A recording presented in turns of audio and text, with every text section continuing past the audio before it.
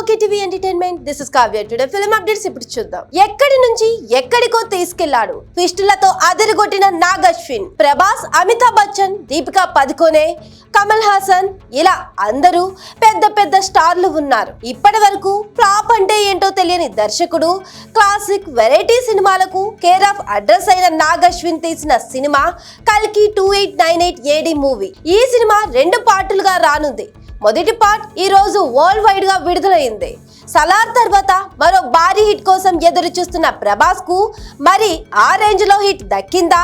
పురాణాలు, ఫ్యూచర్ ను కలిపి తీసానని చెబుతున్న నాగ్ అశ్విన్ తెలుగు ప్రేక్షకుల అంచనాలను అందుకున్నాడా లేదా తెలియాలంటే మరికొంత సమయం వేచి చూడాలి. ఇక కథ విషయానికి వస్తే, మహాభారతంతో మొదలై ప్రస్తుతం నడుస్తున్న ప్రపంచం కొంతకాలం తర్వాత అంతమైపోయి ఎవరో కొద్ది మంది మిగిలి ఉంటారు. వారు పడుతున్న కష్టాలు, ఒక రాక్షసుడు పేద ప్రజల మీద చెలాయిస్తున్న అధికారం, అక్కడి నుంచి తప్పించుకోవడానికి వారు చేసే ప్రయత్నాలు, మధ్యలో దేవుడు ఆవిర్భవిస్తాడు అని చెప్పడం, గర్భంలో ఉన్న దేవుణ్ణి కాపాడడానికి చేసే ప్రయత్నాలతో కథ నడుస్తుంది. పురాణ పాత్రలను ఇప్పటి ప్రజలను కలుపుతూ తీసిన సినిమా కల్కి.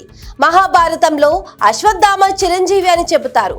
ఇప్పుడు అదే క్యారెక్టర్ ను బేస్ చేసుకుని అల్లుకున్న కథ ఇది. ఇక మూవీ ఎలా ఉందంటే, సినిమా తీస్తాన్ని అనౌన్స్ చేసిన దగ్గర నుంచి కల్కి మూవీ మీద చాలా అంచనాలు ఏర్పడ్డాయి. మూవీ షూటింగ్ మొదలు పెట్టిన దగ్గర నుంచి విపరీతమైన హైప్ వచ్చింది. పెద్ద పెద్ద తారలందరూ ఇందులో నటించారు.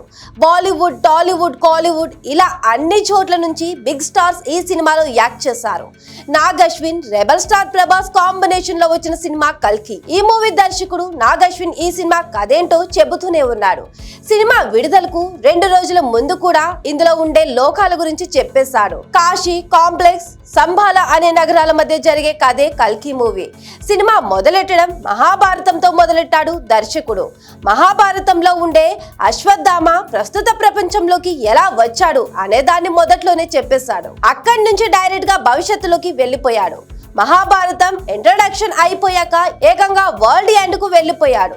ప్రపంచం అంతా అంతమైపోయి ఒక కాశీ నగరమే మిగిలింది అన్న దగ్గర అసలు సినిమా స్టార్ట్ అవుతుంది. అక్కడ మనుషులు మనుగడ కోసం ఎలా పాటలు పడుతున్నారు, అక్కడే ఉన్న కాంప్లెక్స్ అనే మరో మహానగరానికి వెళ్ళడానికి ప్రజలు ఎలా ప్రయత్నిస్తున్నారు, మధ్యలో శంభాల వీరులు కాశీ ప్రజలను కాపాడడానికి, ప్రపంచాన్ని కాపాడడానికి చేసే ప్రయత్నాలు, ఇలాంటి వాటితో సినిమా అంతా నడుస్తుంది. కాంప్లెక్స్ సిటీని ఒక రాక్షసుడు పరిపాలిస్తుంటాడు. అతను ఒక మహాశక్తి కోసం ఎదురు చూస్తుంటాడు. హీరో ప్రభాస్ కూడా కాశీలోనే ఉంటూ కాంప్లెక్స్ కు వెళ్ళడానికి ప్రయత్నాలు చేస్తుంటాడు. మొదటి హాఫ్ అంతా ఇబ్బడి ముబ్బడిగా వచ్చే పాత్రలను పరిచయం చేయడానికే సరిపోతుంది. మొత్తం 3 గంటల 10 నిమిషాల సినిమాలో 1.5 గంటల మొదటి హాఫ్. ఇందులో క్యారెక్టర్లు వస్తూ ఉంటారు, పోతూ ఉంటారు. చాలా మంది ఊహించని నటులందరూ ఈ హాఫ్ లోనే కనిపిస్తారు.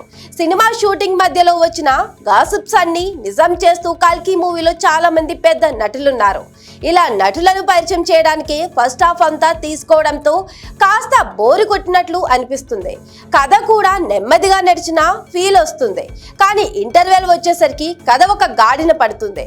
అన్ని క్యారెక్టర్లకు ఉన్న లింకును నెమ్మదిగా ఇంటర్వెల్ దగ్గరకు వచ్చేసరికి తీసుకురావడంతో దర్శకుడు సక్సెస్ అయ్యాడు. ఇక అక్కడి నుంచి కథ పరిగెడుతుంది. సెకండ్ హాఫ్ ప్రభాస్, అమితాబ్ బచ్చన్, దీపికా పదుకోనే ప్రధానంగా సాగుతుంది. దీపికా పదుకోన్ను కాపాడడానికి అమితాబ్ ఎత్తుకెళ్లడానికి ప్రభాస్ చేసే ప్రయత్నాలు, దాని వెనుక కథ, మధ్యలో శంభాల ప్రజలకు దీపికాకు ఉన్న రిలేషన్, వాళ్ళు ఎందుకు ఆమెను కాపాడుతుంటారు అనేది ఉంటుంది. ఇందులోనే బోలెడు పోరాట సన్నివేశాలు ఉంటాయి. అమితాబ్ బచ్చన్, ప్రభాస్ మధ్య ఉన్న ఫైటింగ్స్ అలరిస్తాయి. దాంతో పాటు మూవీ అంతా విఎఫ్ఎక్స్ అద్భుతంగా ఉంది. హాలీవుడ్ స్థాయికి ఎక్కడా తగ్గకుండా మూవీ తీశాడు దర్శకుడు నాగ్ అశ్విన్. మార్వెల్ యూన్ సినిమాలకు సమానంగా కల్కి మూవీ తీశారనే చెప్పొచ్చు. కథకు తగ్గట్టు గ్రాఫిక్స్ అతికినట్టు సరిపోయాయి. ప్రభాస్ వాడే బుజ్జి వాహనంతో పాటు సినిమాలో వాడిన వాహనాలు, ఆయుధాలు అన్ని చాలా వెరైటీగా ఉన్నాయి. తెలుగు ప్రేక్షకులకు ఇవి కొత్తగా అనిపిస్తాయి. ఇక మూవీ చివరిలో వచ్చే ట్విస్ట్లు అయితే అదిరిపోతాయి. ఒక్కో క్యారెక్టర్ అసలు స్వరూపం తెలుస్తుంటే మూవీలో మజా వస్తుంది. మొదటి హాఫ్ లో కాస్త బోరు కొట్టించిన సినిమా చివరి వరకు ప్రేక్షకులను అలరిస్తుంది. ప్రేక్షకులను కదలకుండా కూర్చోబెట్టడంలో, తర్వాత ఏమవుతుంది అనే క్యూరియాసిటీని కలిగించడంలో దర్శకుడు నాగ్ అశ్విన్ సక్సెస్ అయ్యాడు. అసలు ఇంతకీ దీపికా పదుకోనే ఎవరు? కమల్ హాసన్ క్యారెక్టర్ ఏంటి? హీరో ప్రభాస్ మంచివాడా చెడ్డవాడా? కథలో అన్ని క్యారెక్టర్లు ఎందుకు పెట్టాల్సి వచ్చింది అని తెలుసుకోవాలంటే మాత్రం కల్కి సినిమా చూడాల్సిందే. 3D 4Dలో కూడా విడుదలయ్యింది. ఈ ఎక్స్పీరియన్స్ తో ఇంకా బాగుంటుందని చెబుతున్నారు ప్రేక్షకులు.